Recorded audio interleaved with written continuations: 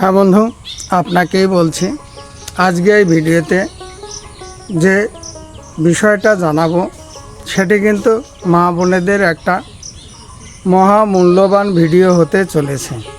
একটু ধৈর্য সহকারে শুনবেন। সেটি কি, মা বোনেদের যে সাদা স্রাব বা শ্বেতপ্রদর, এছাড়া মা বোনেদের যে মাসিকটা ক্লিয়ার হচ্ছে না, অল্প অল্প পরিমাণে হচ্ছে অথবা অনিয়ম হচ্ছে, এর থেকে কিভাবে মুক্তি পাওয়া যাবে সে বিষয়ে কিন্তু আজকে বিস্তারিত জানাবো।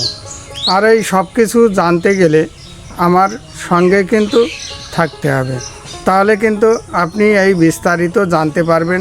একটা সহজলভ্য পাতা এবং রান্নাঘরের ওষুধ খেয়েই কিন্তু আপনি সুস্থ থাকতে পারবেন। তাই এই ঔষধ যে দুটো আমি জানাবো, এগুলো কিন্তু একটা রামবাণ ওষুধ।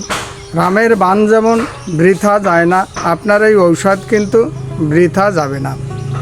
সে কারণে একটু ধৈর্য সহকারে কিন্তু আমার সঙ্গে আপনারা থাকবেন এবং প্রথম থেকে শেষ পর্যন্ত কিন্তু শুনবেন। তাহলে ধরা যাক, মা বোনেদের যে শ্বেতপ্রদর, এই শ্বেতপ্রদরটা আপনি কিভাবে সারাবেন।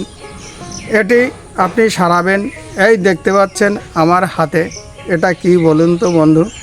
এটা কিন্তু আপনার কি বলুন তো, তুলসীর পাতা। এই তুলসী গাছ নেবেন। তুলসী কিন্তু সাধারণত দুই প্রকারের কিন্তু হয়। একটা হচ্ছে এটা কিন্তু সাদা তুলসী। আপনি কি নেবেন? আপনি নেবেন কিন্তু কালো তুলসী বা কৃষ্ণ তুলসী, এটি কিন্তু আপনি, বা রাম তুলসী, এটা কিন্তু আপনি নেবেন। এই সাদাটা কিন্তু নেবেন না, সাদাটার কাজ কিন্তু কম এবং কালো তুলসী বা রাম তুলসীর কার্যকারিতা কিন্তু অত্যাধিক বেশি। তাহলে আপনি কীভাবে নেবেন, কিভাবে সারাবেন মা বোনেদের শ্বেতপ্রদর? আপনি কিন্তু এই পাতা অন্তত 20 থেকে 25টা পরিমাণে আপনি কিন্তু নেবেন। নেওয়ার পরে কালো তুলসীর পাতা নিয়ে আপনি থেতো করে রস করে খাবেন। কিভাবে খাবেন? একটু উষ্ণ গরম করে আপনি খাবেন। কখন খাবেন? আপনি সকালে খালি পেটে খাবেন। দেখবেন আপনার 7 দিনের ভিতরে আপনার কিন্তু ওই শ্বেতপ্রদর থেকে আপনি মুক্তি পেতে পারেন। এই খাওয়ার পরে আপনি কি খাবেন? একটু আতপ চাল ধোয়া আপনি জল নেবেন, ওই জলটা কিন্তু আপনি খাবেন। তাহলে দেখবেন আপনার 7 দিনের ভিতরে কিন্তু আপনি উপকার পাবেন। এবার দ্বিতীয়ত আসা যাক, সেটি হচ্ছে কি, মা বোনেদের মাসিকটা ঠিক ক্লিয়ার হচ্ছে না। তাহলে আপনি কিভাবে ক্লিয়ার করাবেন? তার জন্য আপনি কি ব্যবহার করবেন? তখন আপনি চলে যাবেন কিন্তু রান্নাঘরে। রান্নাঘরে গিয়ে আপনি কি নেবেন? রান্নাঘরে গিয়ে আপনি নেবেন গাওয়া ঘি। এই ঘিটা কিসের সঙ্গে কিভাবে খাবেন? আপনি 1 গ্লাস পরিমাণে উষ্ণ গরম জল নেবেন। জল নেওয়ার পরে আপনি কি করবেন? ওর ভিতরে আপনি 1 চামচ পরিমাণে গাওয়া ঘি দেবেন। দেওয়ার পরে ভালো করে ফেটিয়ে নিয়ে আপনি খাবেন কখন? যে 3 দিন আপনার মাসিকটা হবে বা হচ্ছে বা শুরু হয়েছে, সেই 3টে দিনই কিন্তু খাবেন। যে কয়দিন আপনার মাসিক হবে ওই মাসিকের কদিনই আপনি খাবেন। তাহলে আপনার কি উপকারে আসবে? আপনার মাসিকটা ঠিক পরিষ্কার হবে, রক্তটা নিয়মিত আসবে। আপনার যে কালো কালো রক্ত বেরোচ্ছে, আপনার কিন্তু মাসিকটা পরিষ্কার হচ্ছে না, প্রচণ্ড ব্যথা হচ্ছে, আপনি যেটাকে বলছেন বাধক ব্যথা। এই ব্যথার থেকে মুক্তি পাওয়ার জন্য আপনি কিন্তু এই উষ্ণ গরম জল এবং 1 চামচ ঘি কিন্তু আপনি ব্যবহার করবেন। ব্যবহার করলে দেখবেন আপনার 7 দিনের ভিতরে আপনি কিন্তু আস্তে আস্তে উপকার বুঝতে পারবেন। কিন্তু ব্যবহার করবেন কদিন? যে কদিন আপনার মাসিক হবে সে কদিনই কিন্তু আপনি ব্যবহার করবেন। মাসিক শেষ হয়ে গেলে ব্যবহার বন্ধ করবেন, এবং মাসিক যদি না হয় তাহলে কিন্তু আপনি ব্যবহার করবেন না। এই প্রসেসে আপনি ব্যবহার করুন। দেখুন আপনার মাসিকের ওই বাধক ব্যথা, যে মা বোনেদের কিন্তু সন্তান হচ্ছে না, সেখান থেকেও কিন্তু এই মাসিকটা ক্লিয়ার হবে এবং সন্তান ধারণের ক্ষমতা কিন্তু আপনার বৃদ্ধি পাবে। এছাড়া আরও একটা বিষয় বলবো, সেটি কি, সেটি হচ্ছে আপনার মা বোনেদের যে মাসিকটা অনিয়ম হচ্ছে, প্রচণ্ড পরিমাণে হচ্ছে, আবার কোথাও কম কম হচ্ছে, আবার দেখা গেল 7 দিন হয়ে আবার 5 দিন বন্ধ হচ্ছে, বন্ধ হওয়ার পরে আবার শুরু হচ্ছে। তখন আপনি কি করবেন? এই যে অনিয়মিত মাসিক, এর থেকে যদি আপনার মুক্তি পেতে হয় তাহলে আপনার কিভাবে কি ব্যবহার করবেন, সেক্ষেত্রেও কিন্তু আপনি ব্যবহার করবেন। আপনি 1 গ্লাস উষ্ণ গরম জল নেবেন।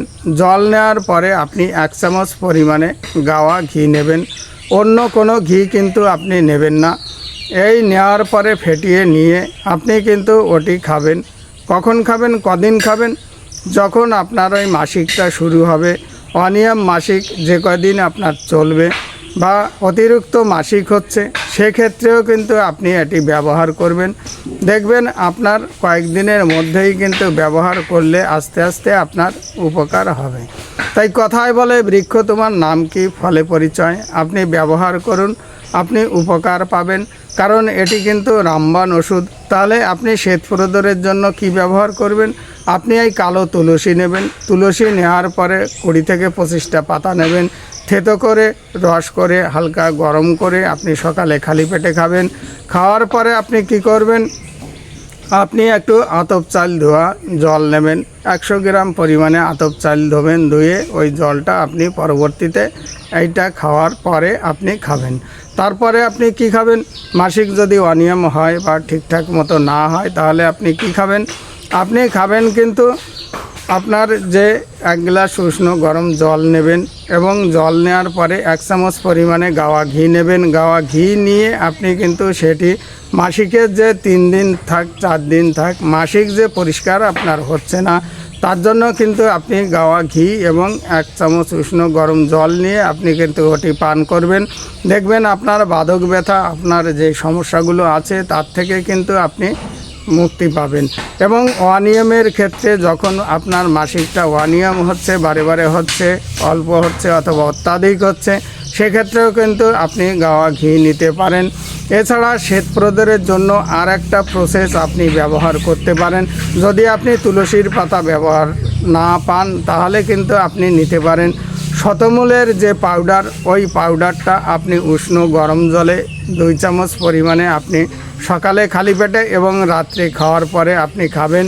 অথবা আপনি চাউল ধোয়া জলের সঙ্গে, আতপ চাল ধোয়া জলের সঙ্গে আপনি সকালে খালি পেটে 2 চামচ শতমূলের পাউডার খাবেন এবং রাত্রে 2 চামচ পরিমাণে শতমূলের পাউডার আপনার আতপ চাল ধোয়া জলের সঙ্গে খাবেন।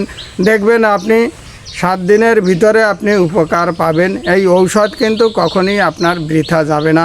তাই কথায় বলে, বৃক্ষ তোমার নাম কি, ফলে পরিচয়। ব্যবহার করুন। যে বন্ধু আমার এই চ্যানেলটি এখনও সাবস্ক্রাইব করেননি, নিত্য নতুন ভিডিও পেতে বা আপনি কিন্তু এই চ্যানেলটি সাবস্ক্রাইব করবেন, লাইক কমেন্ট শেয়ার করে দেবেন, যাতে আপনার বন্ধুও এই অজানা তথ্য জানতে পারে এবং উপকৃত হতে পারে। তাই আবার কোনো দেখা হবে অন্য কোনো ভিডিওতে। তত সময় সকলে ভালো থাকবেন, সুস্থ থাকবেন, এই আশা কামনা রেখে ভিডিওটি কিন্তু এখানেই সমাপ্ত করলাম।